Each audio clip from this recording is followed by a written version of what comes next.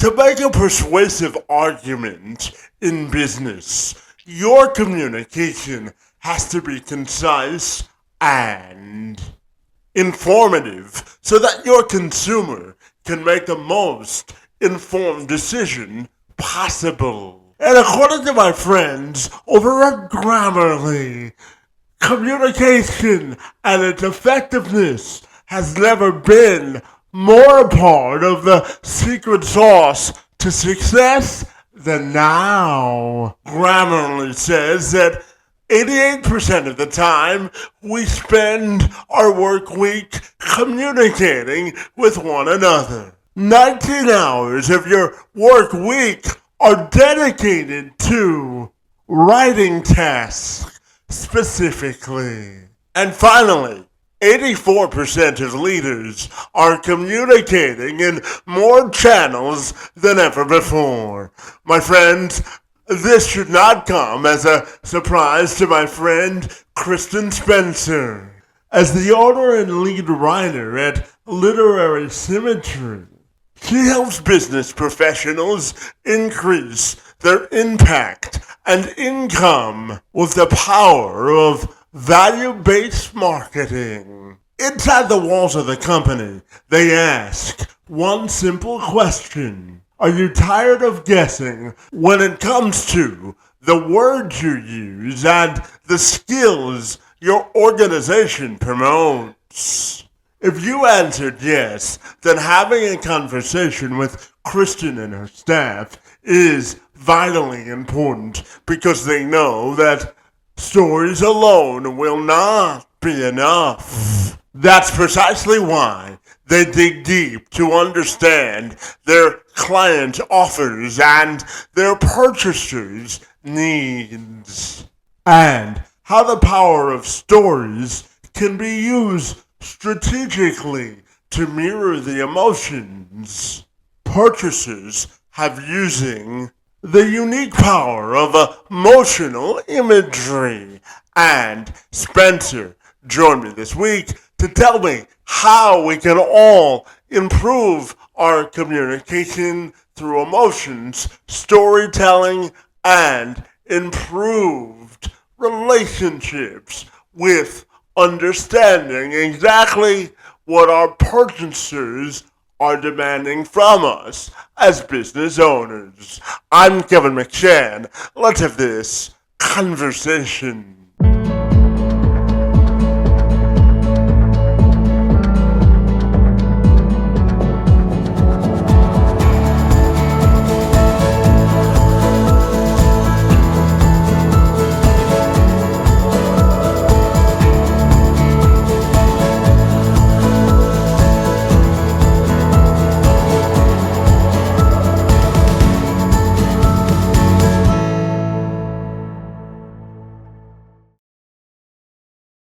Kristin, if you're ready, I'll take a moment to formally welcome you to the program. And I'm super excited to learn how to help businesses become better communicators. My friend, great to see you, and happy Monday to you. Happy Monday. What a great day we're having. Absolutely. And my friend, I know that you help professionals increase their sales by helping them create more clear and confident language, my friend, through value-based marketing. So I'm wondering if we can start our conversation by you telling me what makes you so fabulous and why you love what you do, my friend.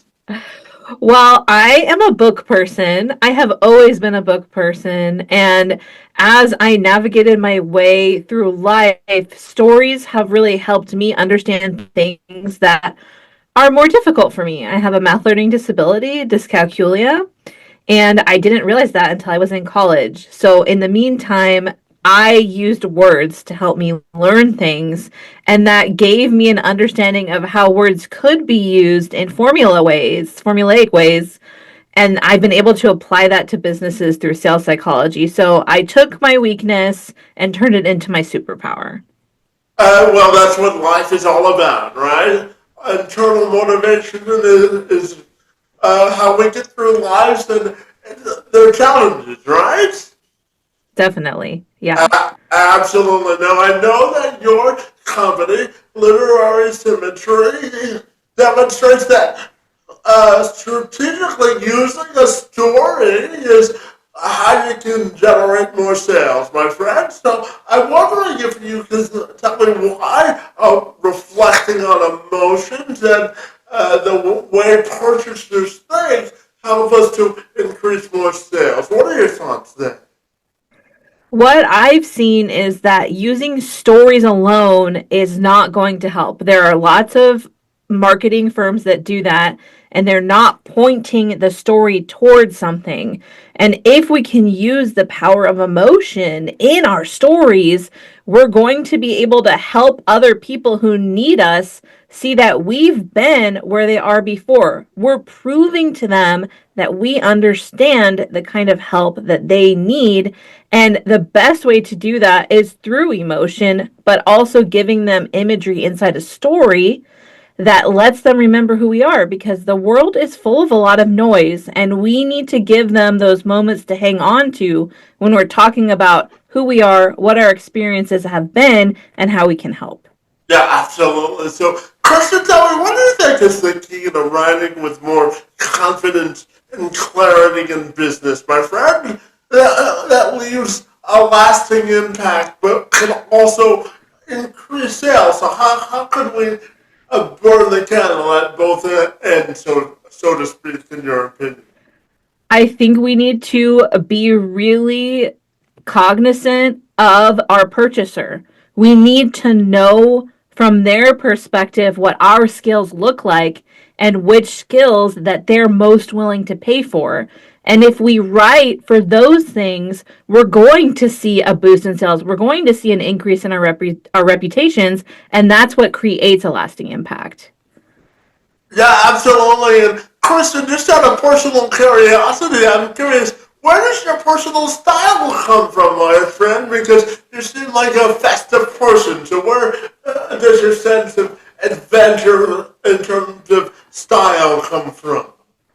Well, a lot of people don't know this about me, but I started out as a confidence expert because my friends peer pressured me to write my first book about how I went from hiding myself to being a beacon of color, which you now see before you. And my agreement with myself was I'm not going to wear things that don't make me feel like the best version of myself. So that's why you see me in a lot of color. That's why I wear very ornamental glasses, because if it doesn't make me feel like myself, which I'm a caring and passionate and, you know, careful person as far as I want to notice the beauty in every little thing, then I'm not going to wear it. Yeah, absolutely. And I know, my friend, that you spent 7 years in Athens, Greece on a mission or humanitarian trip, but you got a call that changed your life, my friend. So tell me about how the situation with your father-in-law changed your life, my friend. Yeah, so my father in law was a very instrumental part of my immediate family. He raised my son, my son, he raised my husband, and he was very close with my daughter. And he was the one who would call me and be like, "You're a good mom, like, keep doing what you're doing." And unfortunately, as the result of a skiing accident, he passed away quickly without any warning. And because my husband and I were living so far away, we thought, okay, we know we're leaving Greece eventually because our resident permits hadn't been accepted, even though our lawyer was like, there's no reason why, and they don't have to give you a reason. So we knew we were leaving Greece at some point, but when that happened, the worst thing that we could imagine was separating our family. So instead of separating our family, we decided that we were going to pack up our apartment in 4 days and fly back, like move back to the United States after essentially my kids had grown up in Greece, because we knew that being together as we were going through immense grief was going to be better than trying to have different groups go in different waves. Yeah, absolutely. And question, tell me, what do you think it means to have persistent resilience in life? What does that mean to you, my friend? I think it means that before hard things happen, you acknowledge that they will. You know that difficult moments are going to come into your life, and you can make the decision before and during that you're going to keep showing up as yourself and you're going to keep going after your goals. For example, with my family, one of my goals is to be there for my kids. I want to be an active person in their lives. And so it made sense for all of us to move from Europe together in 4 days. Yeah, absolutely. And you say going through that experience taught you the importance of leveraging your high value skills as a writer to still make a sustainable income and really still tap into your own identity, my friend. So tell me about how you think we can leverage our skills to be the best version of ourselves. What are your thoughts there? So, one of the things that I do with my clients, because I had to do it for myself, was think about what are my high value skills from someone else's perspective? Because there are skills I love and I will do them all day long, but maybe people are not willing to pay for them. And that's what I found to be true when I was working as a fiction book editor and I owned an editing co op. So I was faced with the reality of in the economic situation we were in at that time, people didn't want to pay for that service. So I had to kind of step out of myself and ask, what are people willing to pay for that I have the skills to deliver? And that question liberated me to be able to provide those services with confidence. I still do a lot of the things that I'm passionate about while I'm delivering that. But unless you speak to the skill people are willing to pay for, you won't get to use any of the supportive skills you love. Yeah, absolutely. And Krista, I'm also curious to ask you about life transitions and really embracing the fact of change.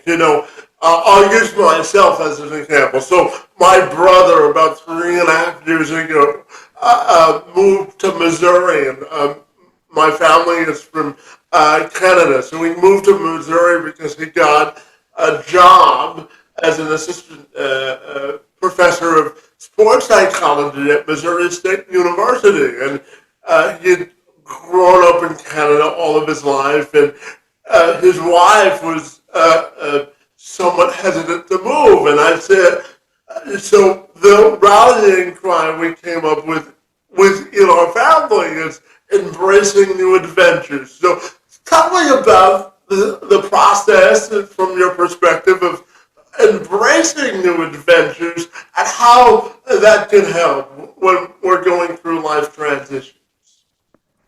So I feel like as I get older, the more I realize that we're not living one long life that is like a story from beginning to end.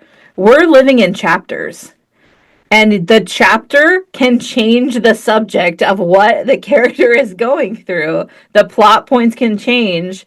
I never imagined ever when I was younger that I would be a nonfiction business ghostwriter and that was going to be my high value skill or a copywriter. When I went into marketing, all of my family was like, what's happening? But it was a way for me to move into the next phase of who I am because we all change over time and hopefully we're becoming wiser, we're becoming kinder, we're becoming more compassionate. And for each phase as we grow, we want to be able to adjust what we're doing so that we're not stuck in the same place. And I think a lot of people are afraid of that. But it is exciting. Like you said, it is a new adventure. And when we reframe it that way for ourselves, we realize, okay, we're not starting over, we're turning the page and we're bringing all that experience with us. Yeah, absolutely. One of the things that we have mutual synergy on, Kristen, is the idea of, reinvention of ourselves. As you know, was born with a disability, and I found out at the age of 9 that I would never walk for the duration of my life because of the severity of my disability. So I have always embraced sort of reinvention as a superpower, and I know know, as you turn 40, and as you just mentioned, as you get older, you embrace that more. And I know that sales psychology has been a part of that journey as well. So tell me about how you think it's interconnected to your life, and how you really have embraced the power of reinvention, my friend. I would say that sales psychology posed an interesting puzzle to me. When I looked at it, I thought, there's something I don't already know that I am certain I can learn, even though I know it's going to be difficult, and I can help so many people with that skill set once I understand it. So if you're motivated by things like money or fame, all that, it's going to fall flat. But if you're motivated by, I want to help people and become a better version of myself, then that is how you can reinvent what you're doing in a way that honors who you were in the past, but looks more toward who you want to be in the future. Yeah, absolutely. And Kristen, when we talk about writing an emotional story with imagery, my friend, I wonder if you could dive deeper into exactly what that means and how to do it effectively. So, my background is I have a degree in comparative world literature, so I am very well versed in literary tools. And what I realized was if we want to stick an emotion into someone's head, the best way is to borrow something from the literary world. So, we borrow imagery. So, when I am writing a piece for myself or for one of my clients, I want to know an emotion they had that mirrors the emotion their purchaser is having. I want to know a sight or a smell or a sound or a touch they had in that moment. And I'm going to marry those two things together because that's what creates the glue that allows you as a person to stick in the mind of your purchaser. Yeah, absolutely. And, we talk about value-based marketing and marketing in general. So I'm curious about how do you determine what your value is as a consumer or a client? And how do you market that effectively? What are your thoughts there? So I want to think more about the personality of the person who's buying and what values they have when it comes to the offer, when it comes to the product. Because we can't make our values match everything that every other person has. That's impossible. But what we can do is look at the kind of person I can get the best results for, thinks this way and feels this way. And I can speak to that in my copy. I can speak to that in my content and show them, hey, when it comes to this thing, our values are aligned. So I'm someone you can trust to do this in a way that feels authentic for you. Yeah, absolutely. And Chris, I'm gonna pose a scenario to you. I work with a lot of job seekers with disabilities and job seekers in general who may struggle with communication or getting their point across. So I'm curious to ask you if you're searching for a job or struggling to write a resume clear clearly communicating your message on that resume, or if you're going to a job interview, what are your best pieces of advice for either writing or presenting yourself from a communication standpoint so that you can put your best foot forward? What are your thoughts there? So I'll use a personal example. My stepdad has PLS, and one of the systems that's affected by that is his ability to speak. So he speaks extremely slowly. So what he tells people when he goes into a situation where they don't know him is, this is how I speak because of my condition. I appreciate your patience.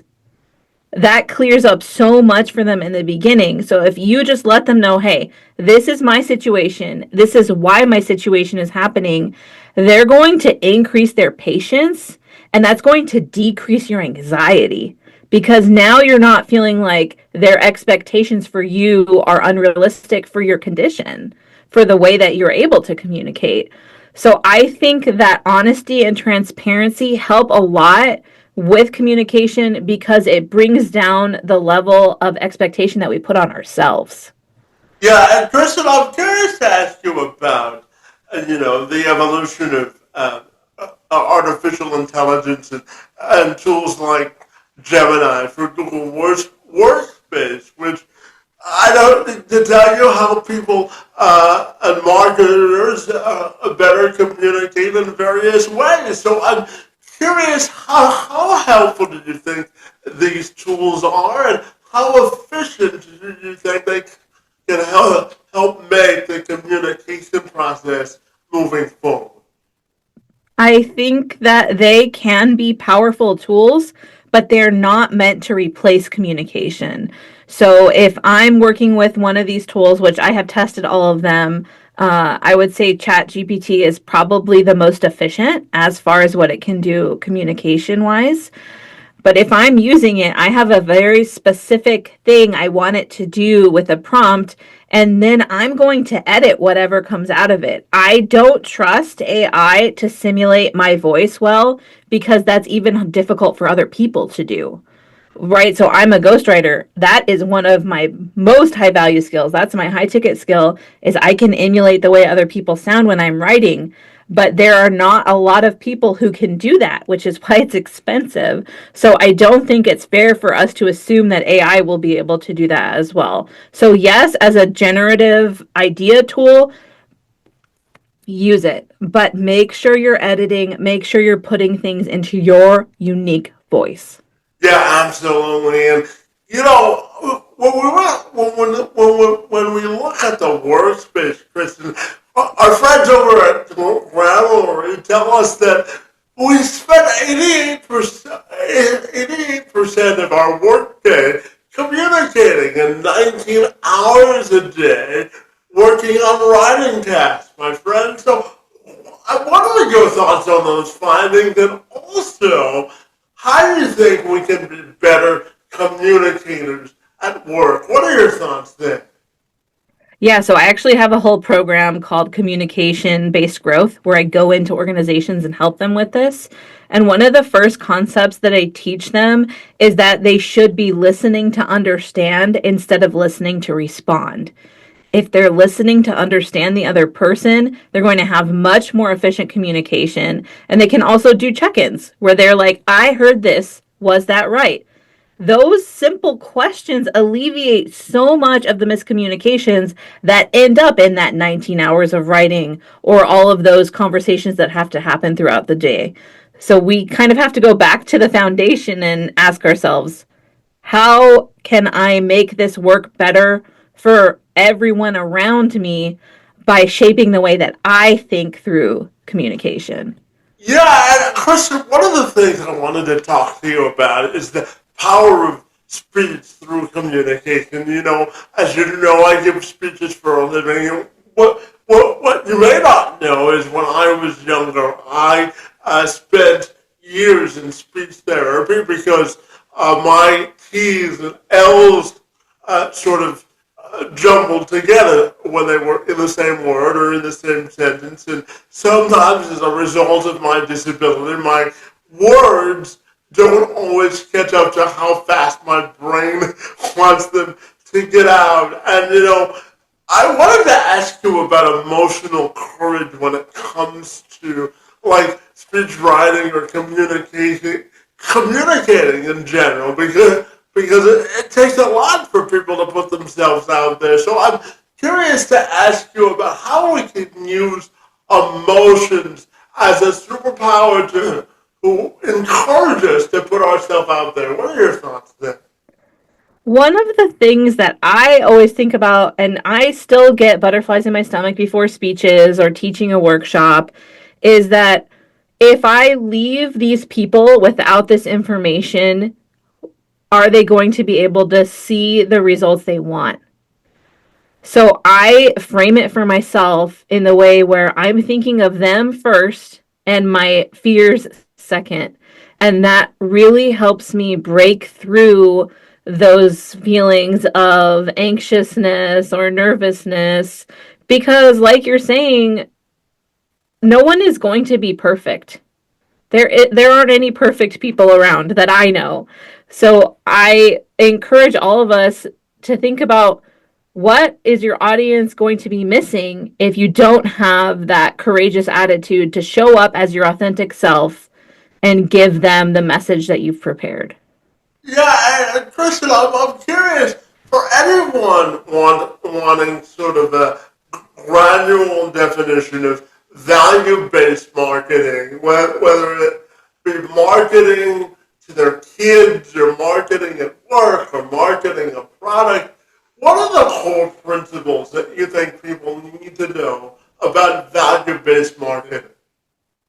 So instead of thinking about someone else as a figure, which is what marketing tells us we ought to do, traditional demographic marketing, we should be thinking about the feelings that they have because all purchasing decisions are made based on values, convictions, and feelings. And also our personality traits, right? We have a lot of things in common, Kevin, but we're not the same person because we don't Mm-hmm. have the same personality.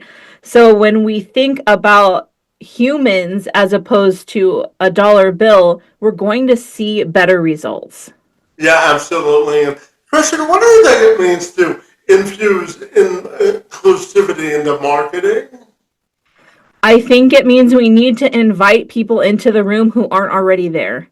So, what I advise my organizations to do is look on your team already outside of the marketing area and invite people who aren't represented in the marketing to come in. And guess what? If you don't have someone in your organization to come in and speak, hire someone like Kevin, who's going to help you understand what you will never understand unless you bring more people into the room. Yeah, absolutely. And, Christian, I'm curious to ask you about, you know,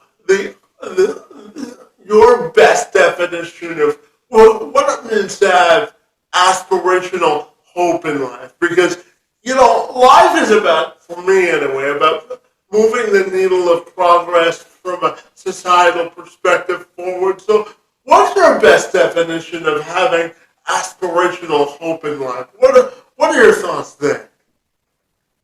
Hope can be tricky. Like, if we're being honest, hope sometimes eludes us. But I would say that in those moments where it feels difficult to have hope, that the best thing we can do is wait for hope to return. And I've experienced that in my life over and over again. And hope has never disappointed me. Yeah, absolutely. And, I'm wondering also, Kristen, your top three tips for infusing emotion into a story. One of the things that I do as a speaker is look for ways to sort of create an emotional connection so that I can meet an audience where they are and really bring value or solve problems within their pain points. So how do you think we can use emotion as a superpower as we tell a story? Well, the first step sounds counterintuitive, but it's reflection. You need to ask yourself, how were you feeling in those moments that mirror the emotional journeys that your purchasers or your clients or your audience are thinking about right now? So you want to relate to them on an emotional level, but that takes a deep level of reflection and self-awareness. You have to gather the emotions before you can speak about them. So my first tip would be reflection. My second tip would be get objectivity, right? The If you're trying to do all of this in a vacuum, it's going to be very difficult.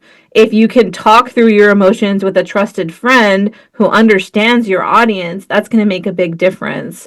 So that's the second one. And then third is, if you're feeling emotional because your feelings haven't been validated yet, that is not for the stage. That is for a private conversation with someone on your support team. We share wisdom and feelings publicly, but validation of feelings happens privately.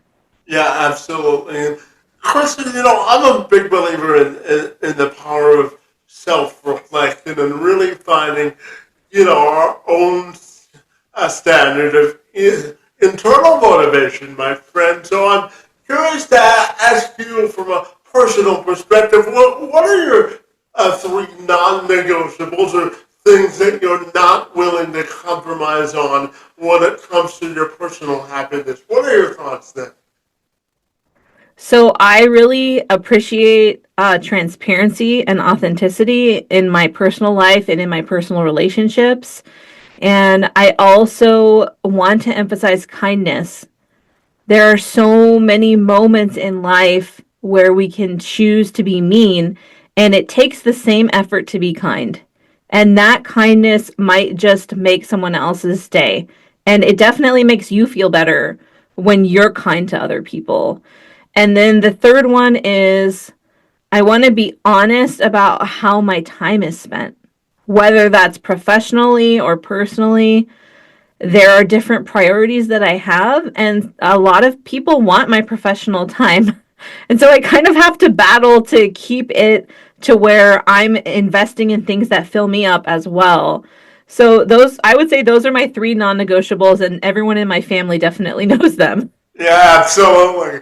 And since you brought it up, how do you think we can uh, strike the right balance between a professional fulfillment and sort of personal grace? What's the, I guess what I'm asking is, what is the best piece of advice you can give in order to achieve balance in life? What are your thoughts there? I would say, and this is by no means like the only way to do it, but it really helps me is I need to keep some emotional bandwidth for my family. That means I cannot spend all of it on professional endeavors because if I don't have emotional bandwidth for my family, then our relationship is going to suffer. And those are the most important relationships in my life. Yeah, absolutely. And I'll quickly, Kristen, use myself as an example in that. This is, I used to work at the YMCA as the lead job developer in my hometown, and for better or for worse, my immediate supervisor or my boss, her desk was directly next to mine, and she said to me, when I came in on a day, because I'm a person, and I'm getting better at this. As soon as an email gets into my inbox, I want to respond to it. And she said, you know, you emailed me at 8 o'clock last night, and I typically turn my meter to care about work off when I leave the building. And she said, just because an email enters your inbox immediately doesn't mean you have to answer it. So, you know, one of the things that I tell myself now is it'll get to it when I get to it, and if it's not on my calendar, I don't agree to do it because it's important to strike that professional balance, isn't it? It is, and that's a great way to do that, where you're like, I have clear time boundaries, and whatever happens in that boundary where it's just my time with the people that I care about, it's not going to cross over. And I love that you're dedicated to that. Well, it's a work in progress. I wouldn't say I'm fully dedicated to it, but I'm a recovering perfectionist, I promise, Me okay? too, me too. Yeah, so we can have a club. Absolutely. No mission required, okay? Yeah. And Kristen, tell me finally, well, when you look at your life and your legacy, my friend, how do you want that to be defined from a personal and professional standpoint? And how does that intersect with the idea of achieving personal happiness? What are your thoughts there? My goal is that when I'm not around anymore, that people will think I know she cared about me. Whether that's my kids, whether that's my clients, that's the goal that I aspire to every day. And for some things, I'm like, I hope they don't remember me at all. If they can remember something I shared about kindness and not remember me, that's fine. Yeah, you know, rewards and rewards in life come in about balance, right? Everything in moderation. Isn't that the truth? That's right. Yeah. Absolutely. And Kristin, tell me, if people want to get connected with the great work that you do at Literary Symmetry or yourself personally, what's the best way they can do that?